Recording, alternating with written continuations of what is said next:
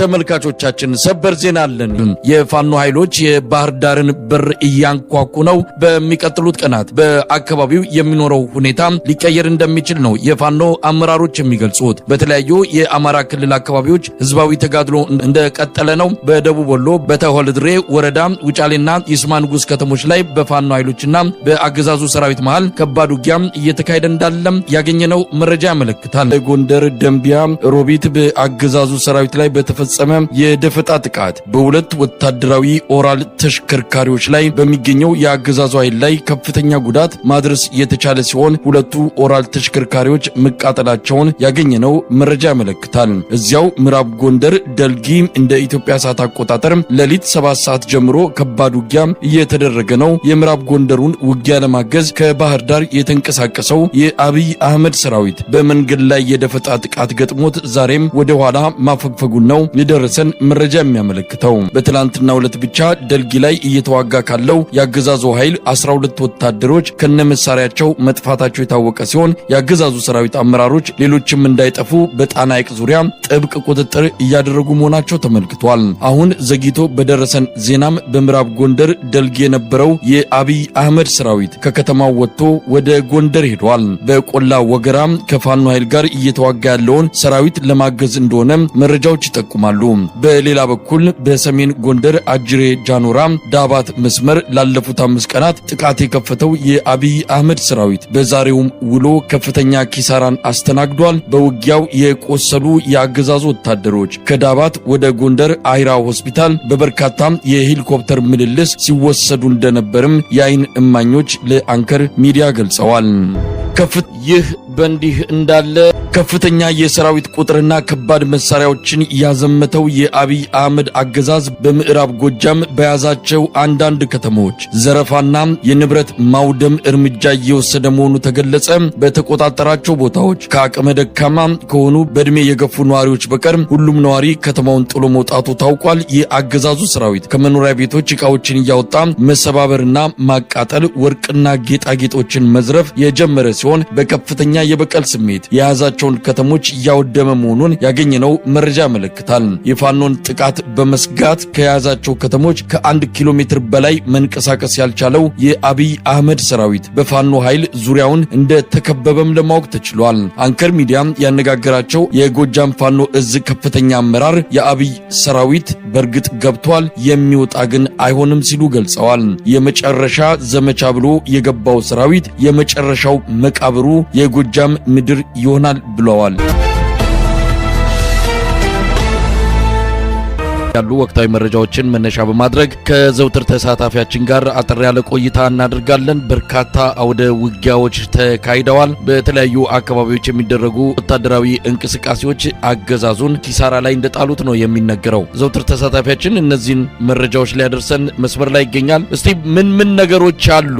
በትላንትናው ዕለት እንደዚሁ ሰፋ ባለ መልኩ የሚደረጉ እንቅስቃሴዎችን በመረጃ ደረጃ አድርሰን ነበረ። ዛሬም በበርካታ አካባቢዎች ናቸው እንደምንሰማው ጎንደር፣ ጎጃም፣ ወሎ፣ ሸዋ ሁሉም አካባቢዎች የህልውና ተጋድሎ ተጠናክሮ ነው እየተካሄደ ያለው። እስቲ በዝርዝር ካንተ እንስማ።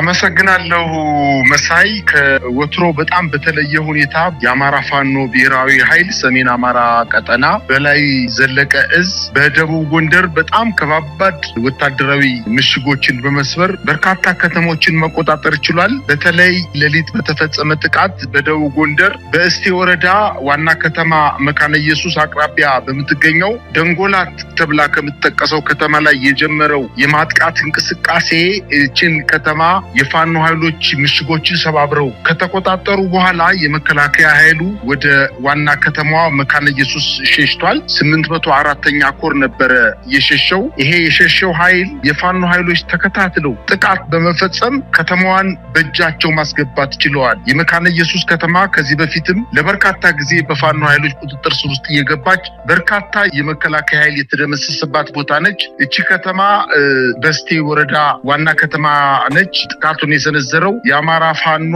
ሰሜን አማራ ቀጠና በላይ ዘለቀ ዕዝ እስቴ ዳንሳ ብርጌድ በፈጸሙት ከፍተኛ ማጥቃት የሜጀር ጄኔራል ዋንታ ባተው አንደኛ ኮርና ጉና ክፍለ ጦር በጋራ በፈጸሙት የማጥቃት እንቅስቃሴ በርካታ የመከላከያ ኃይል እንደተገደለ በርካቶቹ እጅ እንደሰጡ እንዲሁም እነሱን ሲያግዟቸው የነበሩ የሚኒሻ የፖሊስ የአድማ ብተና ኃይሎች መደምሰሳቸውን በተለይ ከምሽግ ተበትኖ የሸሸው የአገዛዙ ጦርን ተከትሎ በማጥቃት በመካነ ኢየሱስ ከተማ በተደረገው ውጊያ እንዲሁም በደጎላት ተብሎ በሚጠቀሰው ወታደራዊ ምሽግ 3 ወታደራዊ ምሽጎችን ሰብረው ከገቡ በኋላ በእነዚህ 3 ምሽጎች ከ120 በላይ የአገዛዙ ጦር ሙትና ቁስለኛ መደረጉን በአጠቃላይ ይሄ ኃይል ተበትኖ ወደ ደብረታቦር እና ወደ ወረታ እንዲሁም ወደ አንበሳሜ ከተማ የሸሸ መሆኑና ሙሉ በሙሉ በፋኖ ቁጥጥር ስር ከተማዋ መግባቷ ታውቋል። በከተማዋ ላይ በተደረገው ውጊያ የፋኖ ቤተሰቦች ናቸው ተብሎ ታስሮ የነበሩ ፋኖን ትደግፋላችሁ ተብሎ የነበሩ በእስር ቤት ሲሰቃዩ የነበሩ በርካታ እስረኞችን ማስፈታት ችለዋል። የፋኖ ኃይሎች ከተማዋን ከተቆጣጠሩ በኋላ አሁን የሸሸው 804ኛ ኮር ወደ ወረታ ከተማና አንበሳሜ ከተማ ላይ ራሱን አዘጋጅቶ ለማጥቃት እንቅስቃሴ እያደረገ ቢሆንም የፋኖ ኃይሎች አሁንም ወደ አንዳቤት አካባቢ እንቅስቃሴ እያደረጉ እንደሆነ ነው መረጃዎች የሚያመላክቱት። በዚህ ቀጠና መሳይ አሁንም ውጊያው ተጠናክሮ የቀጠለ መሆኑንና በዚሁ ቀጠና በገላውዲዮስ ከተማ አቅራቢያ ዋሻ ተራራ፣ ግድብ ተራራ በሚባሉ አካባቢዎች ላይ በተደረገ ውጊያ እነዚህን ወታደራዊ ምሽጎች ከነጠቁ በኋላ ገላውዲዮስ ከተማን ውስጥ ቴሌ፣ ፈትል፣ የእስልምና መካነ መቃብር አካባቢዎች ላይ ከባድ ውጊያ ተደርጎ የፋኖ ኃይሎች የገላውዲዮስ ከተማን ሙሉ በሙሉ መቆጣጠራቸውና በከተማዋ ላይ የነበረው የ77ኛ ክፍለ ጦር መፍረሱን መረጃዎች ያመላክታሉ።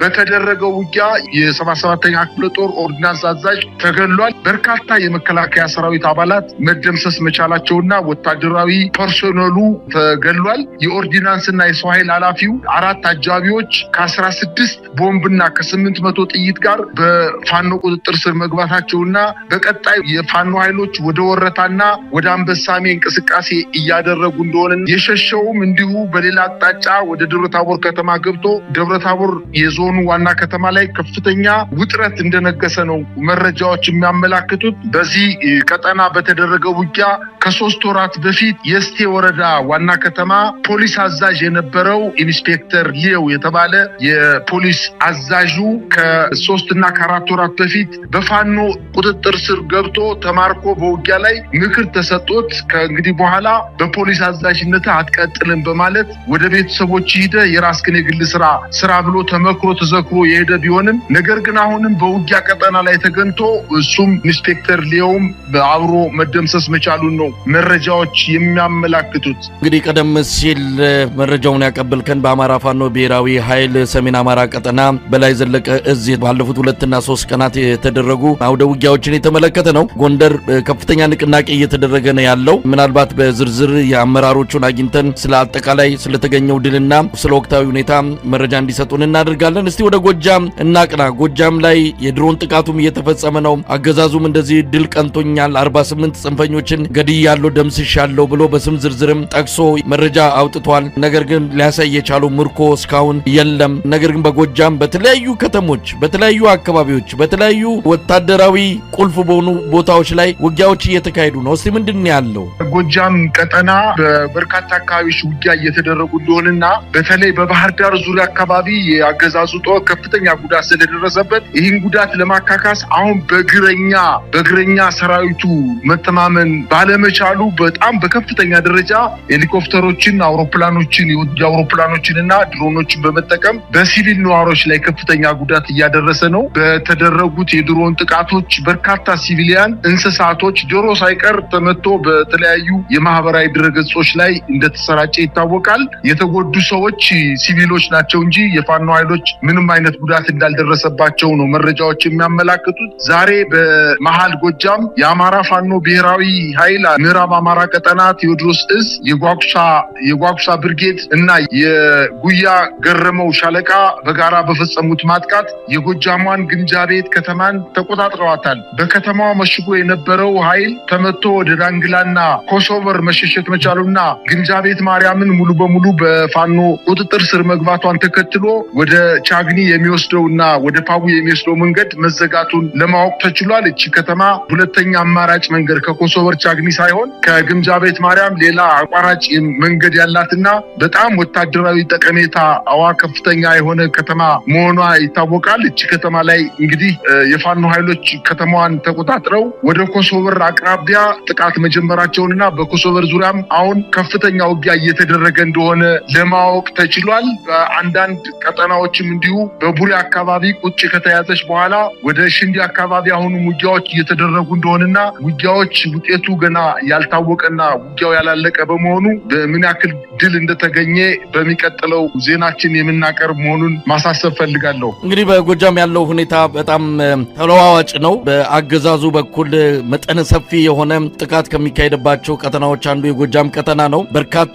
ኃይሎቹን ወደዛ አስፍሯል። ከወለጋ በቡሬ በኩል የሚገባው ከተለያየ የሰራዊቱ ክፍል ወደ ጎጃም የሚገባው ኃይል ቁጥሩ ቀላል የሚባል አይደለም። ስለዚህ ጎጃም ያለውን ሁኔታ በየጊዜው መከታተሉ፣ ምክንያቱም በዛ አካባቢ ነው እንግዲህ የድሮን ጥቃቱን በበረከተ ሁኔታ እየተካሄደ ያለው። አገዛዙ ወሎ ላይ ከፍተኛ ጥቃት እና ኪሳራ እየደረሰበት አሁንም ድረስ በጎጃም በኩል ኃይሉን እያጠናከረ የመጣበት ሁኔታ ምክንያቱ ለምን እንደሆነ አይታወቅም። ጎጃም ላይ ያለውን ሁኔታ እንከታተላለን። እስቲ ወደ ወሎ እንሂድ። ወሎ ብዙ ቦታዎች ናቸው ውጊያዎች የተካሄዱት ባለፉት 2 ቀናት። በተለይ ዛሬም በርካታ ኃይሎች ተማርከዋል። በነገራችን ላይ እህቶቻችን የፋኖ ታጋይ ሴት ታጋዮች ላይ በሚወሰደው እርምጃ የተቆጡ አንዳንድ የአማራ ተወላጆች ምርኮኞችን በተመለከተ ፋኖ ምህረት ሊያደርግላቸው አይገባም የሚል ቅስቀሳ ያደርጋሉ። ነገር ግን የፋኖ መሪዎች ምን ያህል ላቅ ያለ ቦታ ላይ እንደደረሱ በአመለካከትም በአስተሳሰብም ነገሮችን በተለያየ መልኩ ሀገራዊ በሆነ መልኩ እንደሚያዩ የሚያረጋግጠው ይሄ ሁሉ እየተፈጸመባቸው ሁሉ ግፍ በአገዛዙ በኩል እየተፈጸመ ነገር ግን